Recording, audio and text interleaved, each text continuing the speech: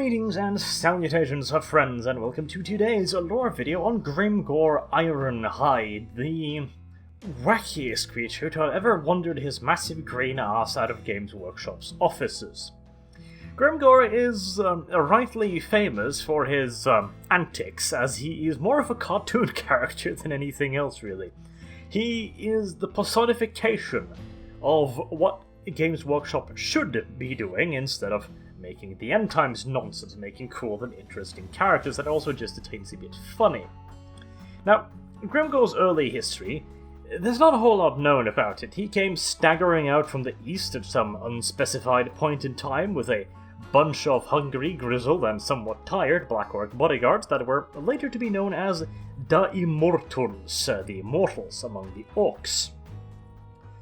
Upon entering the blasted wastes, he quickly set about beating the living shit out of nearby orc tribes and demanding food and fealty, after which he simply just wandered across the orc wastelands for a while, doing pretty much the same thing, finding and beating the living shit out of anyone stupid enough to get in his way, and if he found something particularly annoying, he just wiped them out.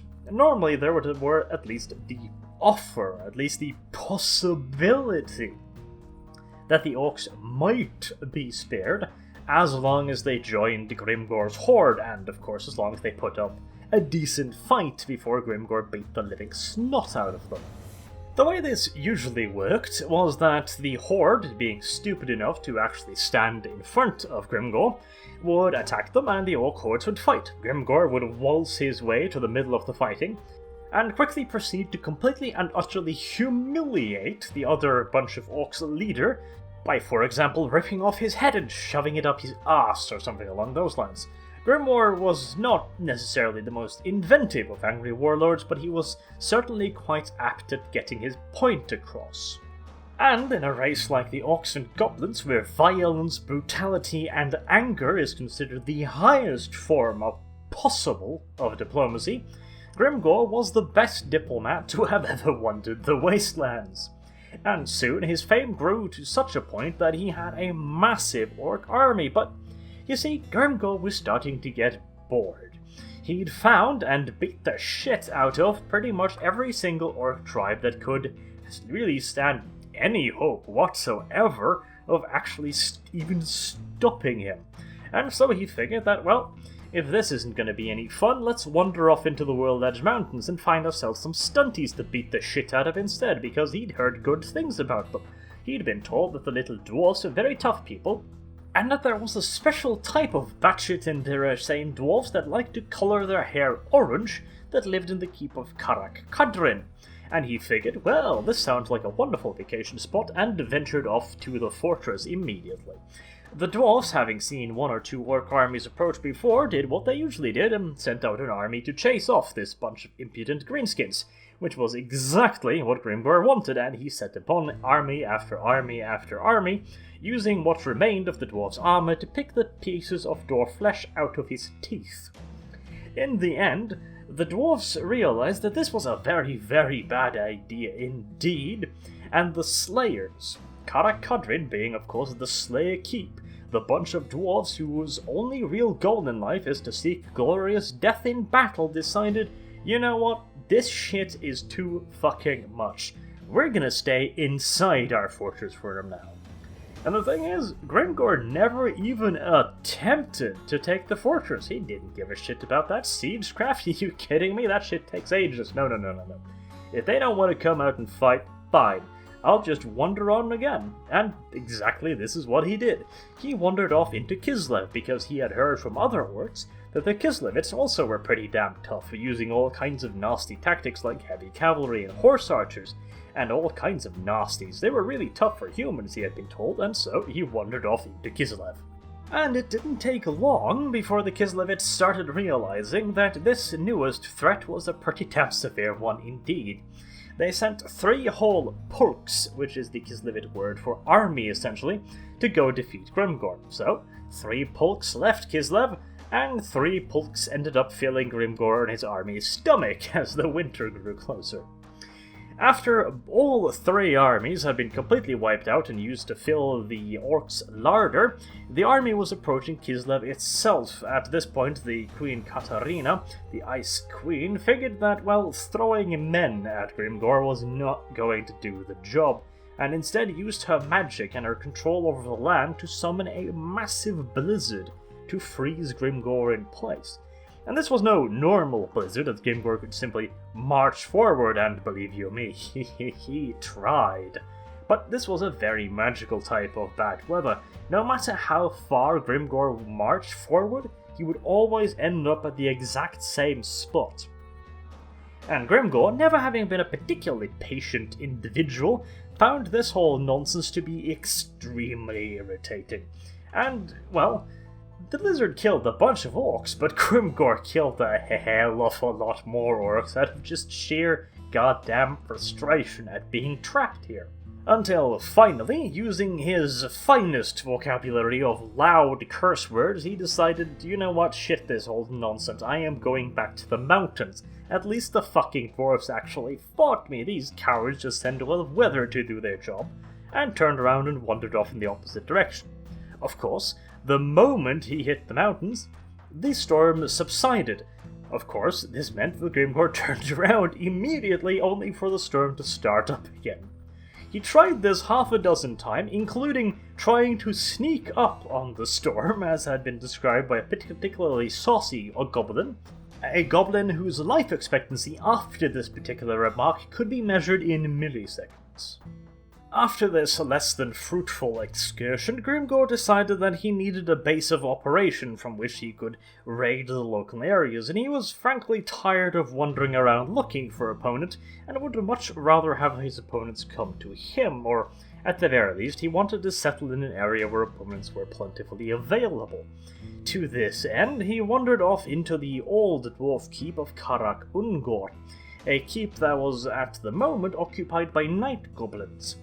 The night goblins responded to Grimgor's sophisticated attempts at diplomacy by bashing his skull against their doors, and yelling very loudly by attempting to shoot him with arrows. This last overture on behalf of the goblins was not well received at all by Grimgor the diplomat, who proceeded to up the ante of his vocabulary and his diplomatic efforts by catching the local night goblin chief and eating him in full view of what remained of the night goblin garrison, after which they offered their prompt surrender, something that Grimgor equally promptly denied and continued to butcher every single last one of them. Just to make sure the lesson hit home in case anyone else should be stupid enough to try and argue against him in the future. This astounding display of eloquence and wit had the desired effect, and the nearby orc tribes flocked to Grimgor's banner, easily replenishing the ranks that he had lost in Kislev. But better still was the fact that from his new mountaintop hold, Grimgor could very easily venture out to attack the nearby dwarf settlements during the summer months, and during the winter months, well, you see, the lower levels of Karak Ungor was infested by Skaven, an opponent that even Grimgor couldn't kill quickly enough to make up for their sheer goddamn numbers. And so, for a short amount of time, Grimgor found himself in Orc Heaven, with enemies on every single side, and more than enough time to butcher all of them, without ever having to stop for a break. During the summer months, he'd wander up outside of the fortress, beating the shit out of the local dwarf population, and during the winter he would delve ever deeper into the Skaven tunnels. The Skaven, by the way, being an enemy that Grimgor took quite a liking to. Not only were they virtually limitless in numbers, and therefore offered more than enough choppy for him to amuse himself, but they were also really, really tasty, and he started to develop quite the taste for Ratburger. This carefree and happy-dappy existence continued for quite a while, although Games Workshop always being a bit shy with the dates, we can't be sure exactly how long this lasted, but we have to assume it went on for quite a while, because after fighting for a very, very long time indeed, Grimgor started getting closer to the clan Moulder's primary holding of Hellpit, which is a considerable distance from the World Edge Mountains from which he started.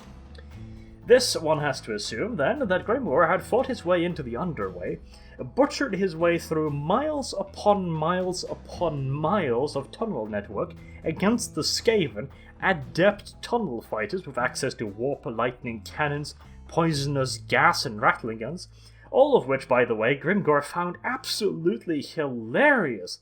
Not only were the Skaven never going to run out of dudes for him to butcher, they also brought all kinds of wonderfully awesome toys that he could play with. The fact that a few of the toys had a tendency to blow up was, if anything, just a bonus in his eyes. He even made the local Skaven clan so nervous that they actually began cooperating with each other. A absolutely ludicrous notion under any other circumstances, but being threatened as they were by the Great Green Monster, they had to do something. Eventually, he got so close to Clan Molder's Hell Pit that the only real choice they saw was to dump pretty much their entire stock of mutated animals into the tunnel and hope that this massive tidal wave of claws and anger and just vomiting anguish would finally flush Grimgor out from the tunnels. Grimgor, of course, just saw this as a wonderful distraction, as hordes of rat ogres and mutated beasts started pouring down the tunnels toward him, butchering the handful of orcs that actually managed to get ahead of Grimgor while he was snacking on the Skaven. Grimgor simply just stood up from his meal, planted his massive green feet either side of the tunnel, and began to butcher every single mutant creature that came against him, never moving a single cocking inch. He just kept hewing and hewing and hewing and hewing until there was nothing left in front of him. Having killed off pretty much the entire stock of mutated animals in Hell Pit, Grimgor finally decided this was probably the best the Skavens were ever going to do, and so he simply, after killing hundreds upon thousands, probably, of mutated monstrosities, and being at the very edges of a major Skaven stronghold, something no other race before or after had managed to breach a Skaven underground city, Grimgor simply turned around and wandered back out through the tunnels, because bored. Now, you might ask yourself, why would Grimgor Ironhide give up this orcish heaven of constant combat? Well, you see, a particularly stupid orc had, while close enough to Grimgor to be heard, mentioned that the particular mountain pass in the World Edge Mountains that meet the Mountains of Morn was a pass that was completely impossible to cross for any army, and that on the other side there were hordes of vicious barbarians and untold wealth and stuff like that, but since the mountain pass was completely unpassable, there was no way of getting there. Something that Grimgor, of course, after promptly dispatching the stupid orc, took as a personal fucking challenge. He gathered up whatever was left of his orcs after several years of constant warfare against the Skaven and the dwarves, and headed towards the pass between the World Edge Mountains and the Mountains of Morn, the pass that no other army had ever successfully managed to cross. And that, more than anything, became the reason why he decided to do it. Once again, Grimgor, through just sheer anger, determination, and pig-headedness, managed to wander his way over the mountains with his army, only to immediately notice that once he got down on the other side, voila, there's another, even more impassable mountain pass right in front of him. The mere presence of a second mountain chain, of course, didn't faze Grimgor for even the slightest moment, and he ordered his orcs to get moving again. A fair few of the goblins decided that enough was enough and had a go at running for it, but Grimgor, of course being Grimgor, personally chased down and slew every single one of them, not giving the faintest of shits that he had just gone back half the way he had previously covered in his quest to kill all of the goblins. Now that the rest of the army had been suitably chastised, they decided that it was probably best to just go forward, because there was a better chance of crossing the second mountain range than outrunning Grimgor in the first mountain range. And after a full week had passed crossing the mountain range, the orcs finally made it, much diminished, to the other side. The Great Skull Lands, lands, infected by all manners of chaos, barbarians, and marauding angry Kurgans. The Kurgans, by the way, being the Warhammer's world's versions of the Huns and the Mongolians, all rolled into one wonderful ball of hatred and anger, and then upped up to about 15 times as bad as the real-life historical counterparts, because Warhammer. And, as fates would have it, no sooner than the orcs had set up camp, the scouts noticed a massive dust cloud heading towards the camp. Grimgor, being unusually tactical for once, dispatched a set of scouts to try and figure out what was going on. This goes to show just how tired Grimgor must have been after crossing the mountains, as under any other circumstances he would undoubtedly just have gone like, alright, there's probably something in that general direction. Let's head over there and kick its ass. Predictably, however, the scouts returned with words that it was a massive horde of horse-mounted Kurgans that was heading straight towards the Orcish camp. Because, well, the Kurgans had no idea what was waiting for them. They probably thought it was, at worst, it was a tribe of ogres, perhaps, that had wandered into their territory. Best case scenario, maybe it was a force of Empire merchants that had managed to cross the mountains, something along those lines. They just had no fucking clue what they were rushing towards, did they, the poor little things? And after a massive battle that lasted the entirety of the night, the Kurgan forces were finally not only defeated, but virtually completely wiped out by the orc horde. Grimgor himself found himself standing on top a mountain of dead horses and men, roaring as the sun came up behind him. This, thought Grimgor, this was good shit. These humans were almost as insane as orcs, and they just threw themselves at them and never stopped coming. This was another orc paradise where you could set up camp and fight another unending battle. And so he promptly did so, planting himself and his entire army just smack dab in the middle of the Kurgan lands, blocking the shortest route the Kurgans normally took when going off to raid the Empire in Kislev. Thereby, they had to go through Grimgor's army, and in fact, many tribes went there purely to fight Grimgor, to test themselves against the great green demon. And so, for a time, Grimgor was a happy little lad, sitting in the middle of the Skulllands, beating the shit out of the savages, and feasting heartily on whatever remained after the battle was over. But, like all good stories of happiness and joy, this one too had to come to an end. You see, the great storm of chaos was building, and the Kurgans, being followers of the Dark Gods, were rallying to the banner of the Lord of the End Times under the command of Krum the Conqueror. They simply tried to bypass the Orc and Goblin army, and Grimgor, having none of this nonsense, double-timed his army so that he could get in front of the great Chaos Horde and block their passage into the Empire, thinking as he did, being a smart orc, Grimgor, that they had to go through here, and so he could force them into a proper fight, without any of that nonsensical maneuvering or some such nonsense.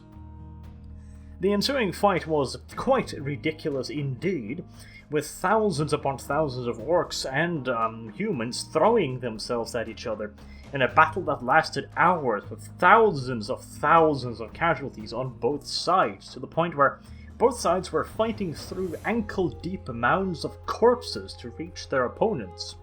And so, of course, Grimgor Ironhide was in the midst of this battle, cutting down the marauders by the hundreds, until he finally came face to face with Krum himself, after which ensued quite the legendary battle, with Krum's remarkable skill at arms being just barely enough to deflect the raw savagery of Grimgor, and his sheer skill at arms, his abilities to switch flawlessly between wielding two weapons at once to a single sword and shield, his battle expertise was just not enough to land a telling blow on the Orc warlord, and so they fought for hours, matching themselves against each other, neither being able to gain a proper upper hand.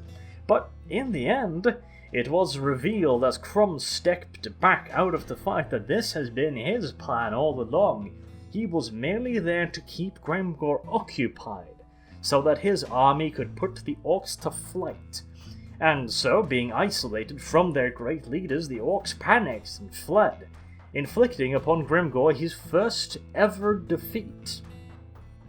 But Crom the Conqueror, having a sense for melodrama and seeing in Grimgor a fantastically powerful potential ally, decided to offer Grimgor to join his lord, the Lord of the End Times, in their march against civilization. Grimgor didn't really provide too much of an answer at that moment in time, simply snorting at him and then proceeding to wander out of the army surrounding him, cutting down anyone stupid enough to get in his way. This defeat had, however, affected Grimgor in quite a significant way, and he blamed his defeat mostly on the inclusion of weaker elements in his armies, and promptly proceeded to cleanse his remaining army from any hint of goblins or anything else that was smaller than a proper orc, decreeing that never again should such a weakness be allowed to take root in his army. And after this, his army was known as Grimgor Ironhide, containing within it an unusual high number of Begons and Black Orcs because, well, no harsher conditions ever existed than inside Grimgor's army, making the orcs grow bigger and badder. Now, the downside to this was, of course, that previously, whenever Grimgor got bored, he could simply just wander off into local goblin encampment and kill a handful or a couple hundred of them and satisfy his boredom. But now, when there were no goblins around, the orcs suddenly had a far greater motivation to make sure they could find themselves some battle. Otherwise, nobody was safe from Grimgor's boredom. And now that his army was up to proper standard, he decided to see what this Lord of the End Times nonsense was all about, and joined up with the Chaos armies, although he never explicitly stated to anyone that he was actually just joining forces with them. He was essentially just tagging along, not having sworn any fealty to anyone other than himself.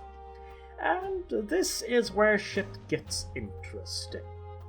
You see, we have two types of lore to choose from here. We have the End Times Lord, and fuck that shit, we're not even touching that with the rustiest of spoons, which leaves us with the previous Storm of Chaos Lord.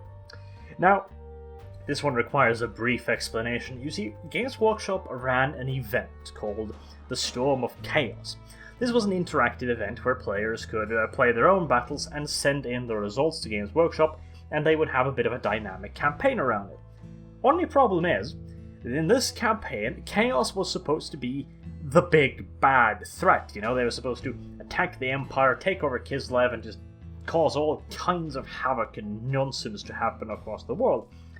This isn't actually what happened. You see, what actually happened was that Chaos barely won any of the battles sent in, because at the time the Chaos army list had received quite the proper pounding in the butthole, and wasn't particularly powerful.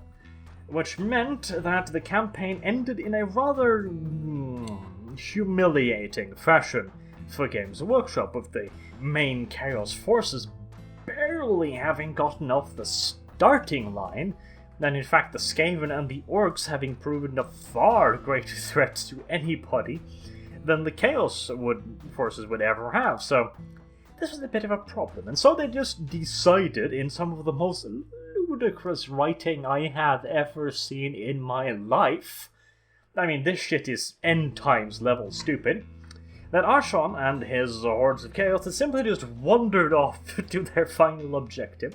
Although they had made no such progress on the campaign map, they somehow just ended up in the middle of the Empire, fighting this last great chaotic battle, this last great super battle, where the last hope of the Empire, Sigma Reborn, and no, not that Sigma, Volten, fought the Lord of the End Times, but the Lord of the End Times was too strong, despite the fact that in the campaign he had got his ass handed to him on every single occasion. But he won this one because of reasons, and Games Workshop are a bunch of ding-dongs at times. And as he was monologuing over Volton's corpse, or, well, soon-to-be corpse, well, you know, the bad guy speech, "I'm not gonna kill you yet, cause I have to tell you my master plan first. Right about this moment was when Grimgor Ironhide wandered off behind Archaon and gave him one of the solidest kicks to the groin ever experienced by any fantasy character ever. And so, standing over the Lord of the End Times on his knees in the mud, clutching his now rather useless groin, Grimgor Ironhide picked him up by the scruff of his cape and yelled into his face as loudly as a 2-ton orc could possibly do. A warning, extremely loud and bad Cockney-accented Orknish incoming. If you have a headphone, you should probably lower the volume, and if you happen to be using speakers, well, God save your soul. Ahem. "Oi, wanker! I heard you think you's hard! I'll dex yous, I will!"